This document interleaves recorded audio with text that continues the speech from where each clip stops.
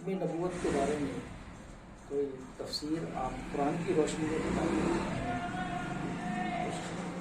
ضرور. وعلیکم السلام ورحمۃ اللہ وبرکاتہ. اعوذ باللہ من الشیطان الرجیم. بسم اللہ الرحمن الرحیم. اس سلسلے میں سب سے پہلے جو بات دماغ میں آتی ہے فوراً قرآن سے، وہ وہی آیت ہے کہ ما کان محمد ابا من رجالکم ولکن رسول اللہ و خاتم النبیین. آپ دیکھیے تین باتیں بڑی وضاحت سے اللہ تعالیٰ نے بڑی شارٹ انداز میں بتا دی ہے کہ محمد تم مردوں میں سے کسی کے باپ نہیں ہیں. یہاں سے سارے سلسلے کٹ ہو گئے.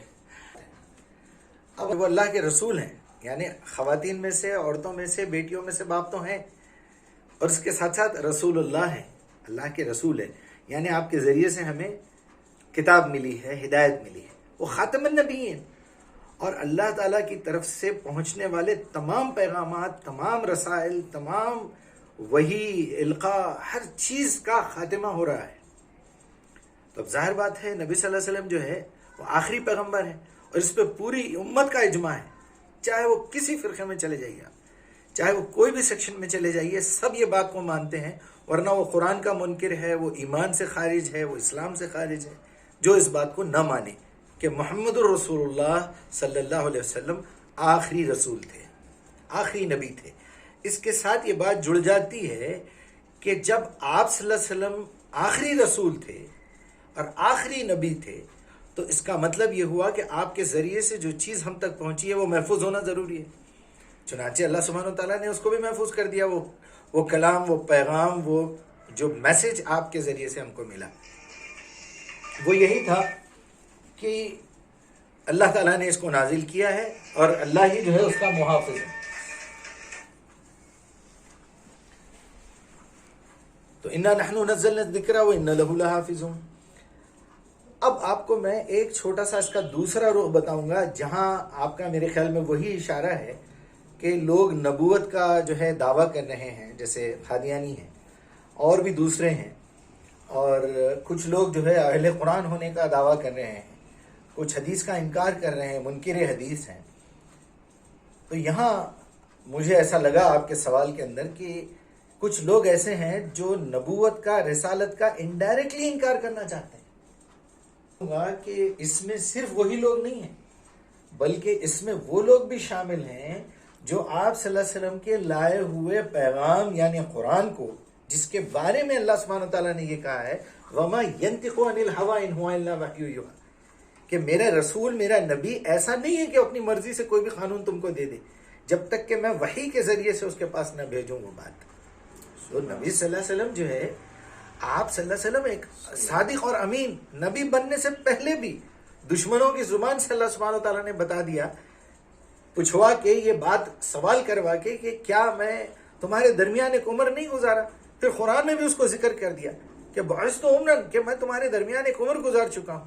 پھر بھی تم کو بھروسہ نہیں ہو رہا کہ 40 سال تک میری زبان سے کبھی تم نے جھوٹ نہیں سنا، کوئی ایسی پاگل پن کی بات نہیں سنی، کوئی ایسی یعنی میں نے کبھی وعدہ خلافی نہیں کی. تو اس میں وہ لوگ بھی شامل ہیں جو نبی کے نام پہ جھوٹ بولتے ہیں. آپ محمد الرسول اللہ صلی اللہ علیہ وسلم کی لائی ہوئی سب سے بہترین بات، جو ہر خطبے کے ابتدا میں آپ صلی اللہ علیہ وسلم کہتے تھے، خیر الحدیث کتاب اللہ، میری منہ سے نکلی ہوئی بہترین بات اللہ کی کتاب میں درج ہے.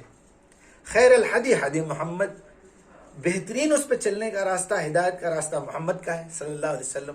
اس کے بعد آپ نے تمام چیزوں کو ریجیکٹ کیا، شر الامور محدثاتها، باقی کی تمام باتیں بدترین باتیں ہیں جو من گھڑت کہی گئی ہوں، میرے نام پہ جھوٹ بکا گیا ہو. کتنی بڑی بات ہے. شر الامور محدثاتها کل محدثۃ بدعہ، اور ہر جو ہے من گھڑت بات بدعت ہے. کل بدعت ضلالہ، اور ہر بدعت گمراہی ہے.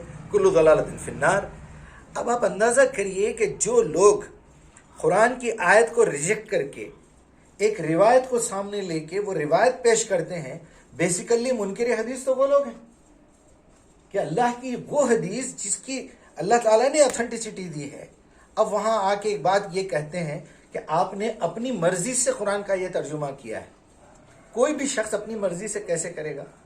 لازماً جو لوگ ترجمے کے محتاج ہیں وہ ترجمہ کریں گے، انگلش والے انگلش کا، تیلگو والے تیلگو کا، رشین، جاپنیز، کچھ بھی. جب آپ وہ ترجمہ کریں گے تو اب سوال آپ کے سامنے یہ آتا ہے کہ جس کی مادری زبان عربی ہے وہ گمراہ کیوں ہے، ان کی سمجھ میں کیوں نہیں آ رہی بات؟ تو مطلب یہ ہے کہ اصل میں ہدایت حاصل کرنے کا بہترین راستہ، بہترین طریقہ یہ ہے کہ سب سے پہلے آپ یہ ارادہ کریے کہ میں گناہ چھوڑوں گا. یہ شرط پہلے صفحے پہ رکھ دی اللہ تعالیٰ نے، ہدا للمتقین، ہدایت میں اسی کو دوں گا جو برائی چھوڑنا چاہے گا، جو برائی چھوڑے گا. ہدایت تو سیدھے راستے کی ہے، سچی بات کی طرف ہدایت ہے. پہلے اپنی گندگی صاف کرو پھر آؤ. اس کے بعد آپ قادیانی کا ترجمہ پڑھیے، آپ یہودی کا ترجمہ پڑھیے، آپ بڑے سے بڑے کافر منکر کا ترجمہ پڑھیے، جو آپ کو بہکانے کے لیے ترجمہ لکھا ہوا ہے. آپ کو ہدایت مل جائے گی کیونکہ آپ کی نیت سچی ہے. دیکھیے ایک طرف نبوت کا دروازہ بند کر کے اللہ سبحانہ تعالیٰ نے آپ کے لیے ایک بہت بڑا دروازہ کھلا رکھ دیا. وہ کیا ہے؟ وہ سورہ فاتحہ ہے. اور سورہ فاتحہ کیا ہے؟ نماز ہے. نماز کیا ہے؟ پوری قرآن ہے.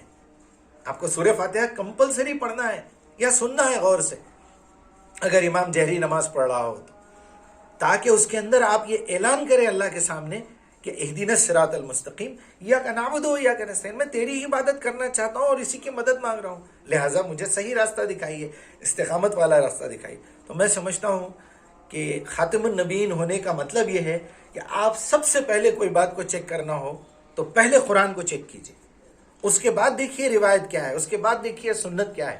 سنت تو چلی آ رہی ہے. اسی کے ساتھ میں اللہ تعالیٰ سے التجا کرتا ہوں کہ جو کچھ میں نے کہا ہے ان میں سے جو باتیں اللہ کی نظر میں صحیح ہیں وہ ہم تمام سننے والوں، دیکھنے والوں کے دلوں میں راسخ کر دے.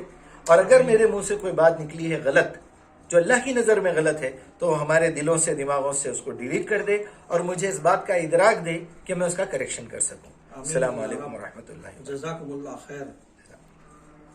جزاکم اللہ خیر.